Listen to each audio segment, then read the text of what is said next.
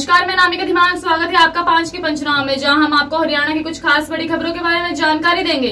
तो वहीं अंबाला के भाजपा जिलाध्यक्ष जगमोहन लाल का बेटा अमित कुमार हीरोइन तस्करी के आरोप में एक बार फिर पुलिस के हत्थे चढ़ गया है। आपको बता दें कि अमित कुमार 40 ग्राम हीरोइन के साथ और उसके साथ ही कल्पनाथ को 20 ग्राम हीरोइन के साथ गिरफ्तार किया गया है। दोनों दिल्ली से VIP नंबर की होंडा सिटी कार में नशे की खेप लेकर आ रहे थे, जिसकी कीमत लगभग 3 लाख के करीब बताई जा रही है। केस के जांच अधिकारी सब इंस्पेक्टर सत्यनारायण ने बताया कि पुलिस को मुखबर मिली थी कि अमित कुमार और उसका साथी दिल्ली से हेरोइन लेकर आ रहे हैं। इस दौरान उन्होंने महाराजा ढाबा के पास नाकाबंदी कर दोनों को गिरफ्तार किया है।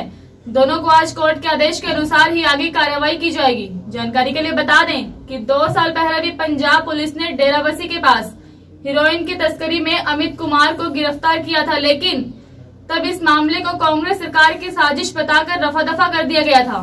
तो क्या फिर से बीजेपी नेताजी अपने बेटे को बचाने के लिए कांग्रेस का सहारा लेंगे? इसमें टोटल 60 ग्राम जो है चिट्टा बरामद किया उन्होंने, और ये होंडा सिटी कार भी बरामद हुई है। और ये लोग अभी बताए जा रहे हैं दिल्ली से आ रही थी स्मैक लेके। अब ये कहाँ सप्लाई करेंगे वो आगे तफ्तीश में पता चलेगा। और STF के सब इंस्पेक्टर ने पर्चा दिया, मुखबरी के आधार पर ये पर्चा दिया, और जिसमें अभी तक 2 अक्यूज गिरफ्तार हो चुकी हैं। और एक अक्यूज का नाम है अमित, जो लोकल है, सेक्टर 7 का रेजिडेंस है, और दूसरे अक्यूज का नाम है कल्पनाथ। ये कल्पनाथ गोंडा यूपी का रहने वाला है। अमित के पास से 40 ग्राम बरामद हुए और कल्पनाथ के पास से 20 ग्राम की बरामदगी हुई है। अभी इनकी गिरफ्तारी करके मेडिकल करवा लिया गया है। वन विभाग की फॉरेस्ट भर्ती का परिणाम पिछले लगभग 5 साल से जारी नहीं किया गया है। तो वहीं टोहाना में हिसार रोड से टाउन पार्क में बेरोजगार युवा इकट्ठे हुए हैं। उन्होंने एक बैठक कर इस मामले में अपना रोष प्रकट करते हुए प्रदेश में मुख्यमंत्री से हाथ जोड़कर गुहार लगाई कि इस भर्ती का अंतिम परिणाम घोषित करें, क्योंकि इस भर्ती में उनका भविष्य जुड़ा हुआ है। भर्ती की तमाम प्रक्रिया को वो पूरा कर चुके हैं। युवाओं का कहना है कि वो लंबे समय में अपनी इस परेशानी को लेकर विभाग के चक्कर लगा रहे हैं। उन्हें आश्वासन तो मिलता है, पर अभी तक अंतिम परिणाम घोषित नहीं हो पा रहा। साथ ही उनका कहना है कि उन्हें शिक्षित होने के बावजूद मजबूरी में मेहनत मजदूरी का कार्य करना पड़ रहा है। बेरोजगार होने के चलते उनके विवाह भी रुके हुए हैं। हम 2015 की भर्ती कैंडिडेट हैं सर, फॉरेस्टर भर्ती के। तो 2015 में एक एडवर्टाइजिंग आती है 12/2015, जिसके अंदर टोटल 12 पोस्ट होती है, जिसमें से 11 कंप्लीट कर लिए, फाइनल रिजल्ट आ गया, ज्वाइनिंग हो चुकी है। लेकिन एक कैटेगरी नंबर 12 है जिसके अंदर फॉरेस्टर पद है, उसके अंदर 112 पद हैं टोटल। लेकिन अभी तक गवर्नमेंट या HSSC कमीशन हमारा रिजल्ट नहीं निकाल रहा है। हम सब जगह मिल चुके हैं, सीएम तक हमारी बात जा चुकी है, लेकिन CM भी कोई स्टेटमेंट नहीं दे रहा है भर्ती को लेके। चेयरमैन से मिलते हैं तो चेयरमैन लिख देता है कि कल आ जाएगा, मंडे को आओ तो मंडे को आ जाएगा, लेकिन अभी तक रिजल्ट नहीं आया सर। लेकिन हमने हर कोशिश की है जो हमारे से हुई है, लेकिन अभी तक रिजल्ट नहीं आया सर। सरकार चाहे तो कुछ भी हो सकता है सर। इस पे तो मुख्यमंत्री साहब ने एक स्टेटमेंट दी है कि जिन भर्तियों पे स्टे नहीं होगा तो उनका फाइनल रिजल्ट है जो जारी जल्दी कर दिया जाएगा। जो हमारे साथ वाली इसी एडवर्टाइजमेंट की भर्ती है सर, उनके रिजल्ट आ चुके हैं। वो ट्रेनिंग करने लग रहे हैं 1 साल से। केवल एक ही जो ये हमारी फॉरेस्टर की भर्ती है इसी कैटेगरी की, वो बचती है सर। उसका फाइनल रिजल्ट है जो वो बचता है सर। दिक्कत हम बेरोजगार है, आपको खुद को पता है बेरोजगार के सामने कितनी दिक्कत आती है सर। हम दर की ठोकरें खाते फिरते हैं सर। हमने एग्ज़ाम दिया, फिजिकल की दिया, उसके बाद फाइनल रिजल्ट के लिए हमने कितनी जगह धक्के खाने पड़ रहे हैं सर। यही एक बेरोजगारी का भी यही सिस्टम है सर। इसके वजह से हमें बहुत दिक्कतें आ रही है जी। इसके वजह से हम बेरोजगार हो रहे हैं जी। नहीं, हमें कोई काम भी नहीं मिल रहा सर। ऊपर से रिजल्ट नहीं आ रहा हमारा। दिहाड़ी करके हम पेट पाल रहे हैं, दिहाड़ी भी नहीं मिल रही टाइम पे सर। ऊपर हमारी शादी भी नहीं हुई सर। हाँ, बीमारी में दिक्कत आ रही है सर। तो यही दिक्कत आ रही है सर। बेरोजगार है, लेकिन इसी भर्ती के चक्कर में तो 5 साल हो गए सर हमें धक्के खाते हुए। इसी वजह से लगाई हुई कि हमारा रिजल्ट आए, शादी हो जाएगी हमारी। हम बहुत बेरोजगार हो रहे सर। तो वहीं नूंह जिले में कोरोना का कोई नया केस सामने नहीं आने से स्वास्थ्य विभाग ने राहत की सांस ली है। इसके अलावा शनिवार को स्वास्थ्य विभाग नूंह ने 12 मरीजों को स्वस्थ होने के बाद डिस्चार्ज किया है। अब जिले में एक्टिव केसों की संख्या भी 12 रह गई है। आपको बता दें कि जिले में करीब 7,480 लोगों को सर्विलांस पर रखा गया है, जिनमें से 4,799 लोगों का सर्विलांस पीरियड पूरा हो चुका है। अब सर्विलांस पर 2,681 लोग रखे गए हैं। इसके अलावा स्वास्थ्य विभाग ने अब तक 6,517 लोगों के सैंपल लेकर जांच के लिए गुरुग्राम के एक निजी लैब में भेजे हैं, जिनमें से 6,064 की रिपोर्ट नेगेटिव आ चुकी है तथा 109 की रिपोर्ट पॉजिटिव आ चुकी है। 97 लोग स्वस्थ होकर डिस्चार्ज हो चुके हैं।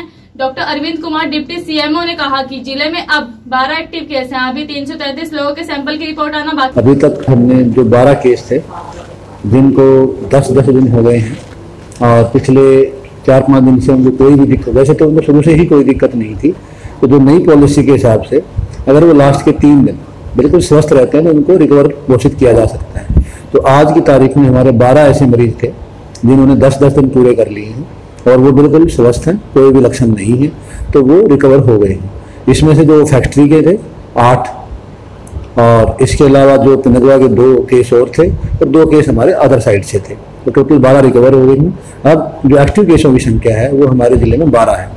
नया केस अभी तक हमारे पास नहीं आया, बाकी नया केस और रिकवरी का सिलसिला जारी ही रहेगा। चरखी दादरी के गांव मानकावास में भाकियू जिलाध्यक्ष जगबीर घसोला की अगुवाई में टमाटर उत्पादक किसानों की ओर से धरना दिया जा रहा है। धरने की 14वें दिन भी 5 किसान भूख हड़ताल पर बैठे हैं। इस दौरान किसानों ने जहां कृषि मंत्री पर ठगने का आरोप लगाया, वहीं धरने को जन आंदोलन का रूप देने के लिए रणनीति तैयार की गई है। किसानों ने अल्टीमेट दिया कि पीड़ित किसानों को मुआवजा नहीं मिला तो वे अनिश्चितकालीन भूख हड़ताल करेंगे। बता दें कि धरना स्थल पर विधायक सोमवीर सांगवान व नैना चौटाला के पुतले बनाकर तैयार किए गए हैं और जनप्रतिनिधियों पर किसानों की आवाज नहीं उठाने का आरोप लगाया है। किसानों ने कहा कि लॉकडाउन के चलते टमाटर उत्पादक किसानों को सबसे ज्यादा नुकसान हुआ है। ऐसे में किसानों को अपनी फसल पर हुआ खर्चा भी वहन करना पड़ रहा है। सरकार को प्रभावित क्षेत्रों की स्पेशल गिरदावरी करवाकर मुआवजा देना चाहिए। वहीं धरने के समर्थन में पहुंचे किसान नेता रमेश खरखड़ी ने कहा कि कृषि मंत्री द्वारा किसानों के साथ ठगी की गई है, इस बार किसान चुप नहीं बैठेंगे। वहीं रेवाड़ी के भाड़ावास रोड पर स्थित शहर का एकमात्र पशु चिकित्सालय सुविधाओं के अभाव में सफेद हाथी साबित हो रहा है। पशुपालकों की माने तो पशु चिकित्सक और दवाइयां न मिलने के कारण यह अस्पताल शोपीस बनकर रह गया है। पशुपालक प्रमोद शर्मा ने बताया कि जब वे पशु अस्पताल में गया तो डॉक्टर सीट पर नहीं मिले और दूसरी बार जब गए तो डॉक्टर तो सीट पर मिले लेकिन दवा नहीं मिली। प्रमोद शर्मा का कहना है कि इसके अलावा पशुओं के लिए लोन लेने जाते हैं तब भी बैंक से अस्पताल और अस्पताल से बैंक के चक्कर लगवाए जाते हैं। जब इस बारे में पशु चिकित्सक डॉक्टर अमित कुमार से बात की गई तो उन्होंने बताया कि पशु चिकित्सालय की ओपीडी का समय 9 से 2:30 बजे का है। इस दौरान वे अपनी ड्यूटी पर ही रहते हैं। हाँ, कभी कभार इमरजेंसी विजिट पर जाना पड़ सकता है। रही बात दवाइयों की, लॉकडाउन में कुछ दिनों के लिए दवाइयों का स्टॉक खत्म हो गया था, जिस दौरान थोड़ी परेशानी पशु चालकों को भी होगी। बाकी उस समय अस्पताल में पशुओं के लिए हर प्रकार की दवाइयां उपलब्ध हैं। हर कोई नहीं होती है तो बाहर की लिखी जाती है।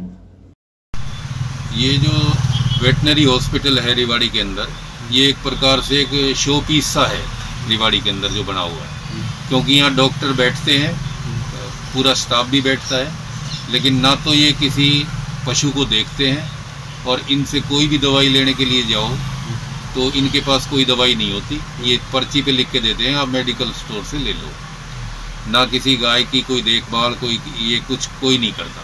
क्योंकि मैं गाय रखी हुई है, मैं इनके पास गया दिन में 10 साढ़े 10 बजे, तो इन्होंने कहा, मैंने कहा भाई गाय के पेट में कीड़े हैं तो कोई वो छोटी गोली आती है वो दे दो।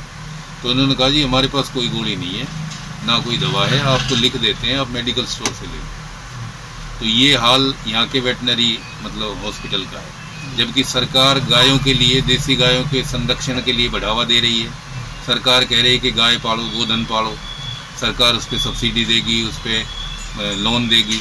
लेकिन लोन की हालत ये है कि मैं उसमें कई बार चक्कर काट के मैंने कई बार इसके फार्म भरे, लेकिन ये बैंक में भेज देते हैं, जो वेटनरी डॉक्टर हैं बैंक वाले इनको वहाँ भेज देते हैं और वो कहते हैं जी ये सब्सिडी नहीं देते।